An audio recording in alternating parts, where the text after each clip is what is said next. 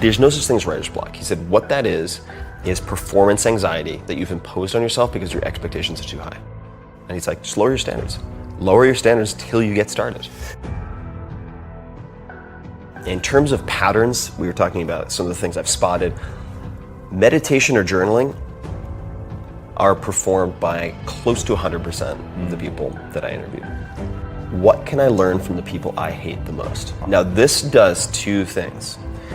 It forces you to separate your morality from your search for effectiveness. Right. It also helps you to develop some degree of empathy. And those two are very powerful. So what can I learn from the people I hate most? Is a very, very useful practice. So I'll journal on that very often. Are you being busy or are you being productive? What makes you angry was one of the key pieces of advice that I was given by a writer named Poe Bronson. When I asked him, what do you do when you have writer's block? He said, what makes you angry? Or just write that. Copyright your faults. And of course there are weaknesses you should address, but then there are flaws that can be converted into strengths. So I think that's another way to catalyze creativity or just creating anything, is to realize that some of your biggest flaws may in fact be assets. Right. This is Derek's recommendation to his younger self and really to any 20 or 30 something, but it applies to everybody, which is, in effect, you can do almost everything you want in life, but you can't do it at the same time. And if you can just dedicate yourself to one thing for even a year, and then the next thing for a year, you can do those 10 things. He said, when I start to get really stressed out, I just stop. Because I realize 95% is enough for getting almost all of the results that I want and making it sustainable. The impact that I want to have on the world right now would be creating a benevolent army of super learners who test the impossibles.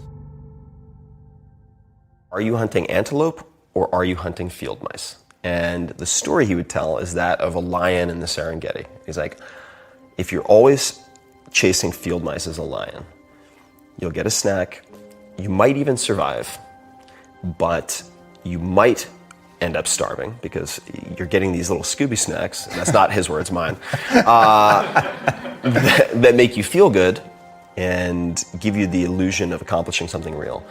And for me, that's translated into, are you being busy or are you being productive? Yes. So copyright your faults. This is from Dan Carlin. But copywriting your faults. Dan was a radio guy before he was a podcast guy. And he was constantly getting criticized because he would go into the red. He would shout and he was really loud and he'd go up and he'd peak and drive all the audio people crazy. And then he'd get really low and whisper and they're just like, dude, come on, you're killing me here. Making my job really hard. And his supervisors at the time, they're like, look, kid, what people want is this like deep, dignified baritone voice for the radio. I don't have a voice for radio, so I can't do it. Later on, he had such a distinctive voice that people started complimenting him. And he's like, okay. So now this so-called weakness that he was unable to fix, so he didn't fix it. Not only that, but he avoided fixing it by having the intro guys. The guys would be like, please welcome, or please enjoy, blah, blah, blah, Dan Carlin. And he'd say, he shouts, he whispers, or something like that. He had the intro guy do a caveat so that he didn't have to change his personal style, which later then became this huge asset.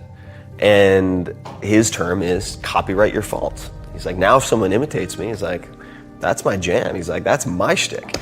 And so that could be a question you ask, right? How might some of my biggest weaknesses be strengths or assets? I think that's a very useful question to journal on, and which I tend to do just about every morning, is freehand journaling in what are called morning pages. But we're talking about creativity, morning pages we should talk about. Julia Cameron describes them as spiritual windshield wipers. And the way I would translate that is, when you do morning pages, and you might just be complaining, like your lesser self, your worst self coming out on pages, just bitching and moaning, is you get that out of your system for the day. So you don't have it ricocheting around your head like a stray bullet for the rest of your waking hours, interrupting everything else. You just trap it, you freeze it on paper. And that practice has been tremendously liberating.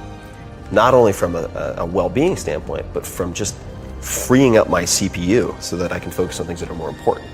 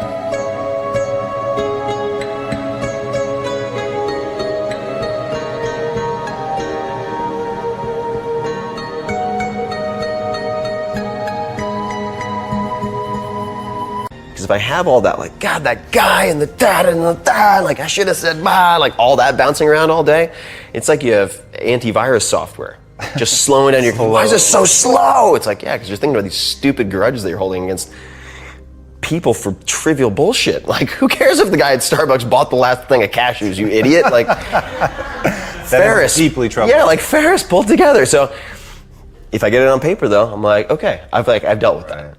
Now, in the book, you encourage people to bounce around. What's one thing that you hope nobody skips? So the book's broken into 3 sections. You have healthy, wealthy, and wise, which is a nod to Ben Franklin. I mean, they're all interdependent, right? Because they're sort of the 3 legs of the stool: healthy, wealthy, and wise. So I do think you need all 3. So Derek Sivers is this like programmer monk, philosopher king startup entrepreneur who started CD Baby, which was the largest marketplace for independent musicians at the time. Sold it for, I think, $24 million. But he and Seth Godin, I think, are 2 examples of people who are very good at genuinely, in real life, following contrarian rules that work exceptionally well. So Derek has a couple of one-liners that I think are really fantastic. So I'll give you a few. One is, if more information were the answer, we'd all be billionaires with 6-pack abs. That's a good one, right? And you just absorbing, not even absorbing, just reading and watching and listening to more isn't enough. Like, you have to apply.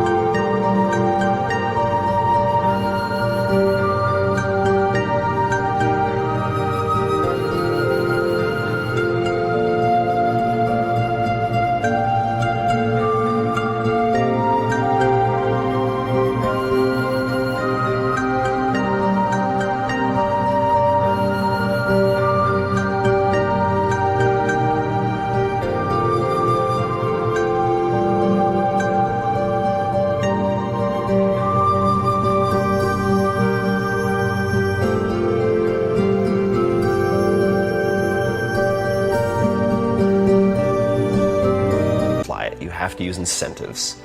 You have to have rewards and punishments set for yourself so you actually get things done, timelines, etc. So that's one. Another one is don't be a donkey. And that, so he says that to himself all the time, like, don't be a donkey, don't be a donkey. And the reason is, there's I want to say, it might be a philosopher's paradox, but I don't think it is. I think it's just a parable about Buridan's ass. So it's about a donkey who is thirsty and hungry, and there's water on one side, a few feet away, and hay on the other.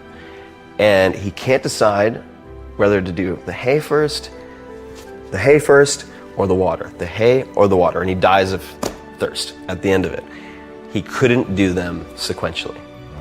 So this is Derek's recommendation to his younger self, and really to any 20 or 30 something, but it applies to everybody, which is, in effect, you can do almost everything you want in life, but you can't do it at the same time. Right.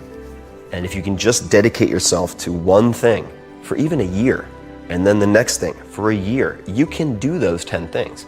But if you try to do all 10 at once, you're gonna be bird's ass. You're gonna be like, should I do this? Should I do this? Or should I focus on this? Or should I focus on this? So don't be a donkey.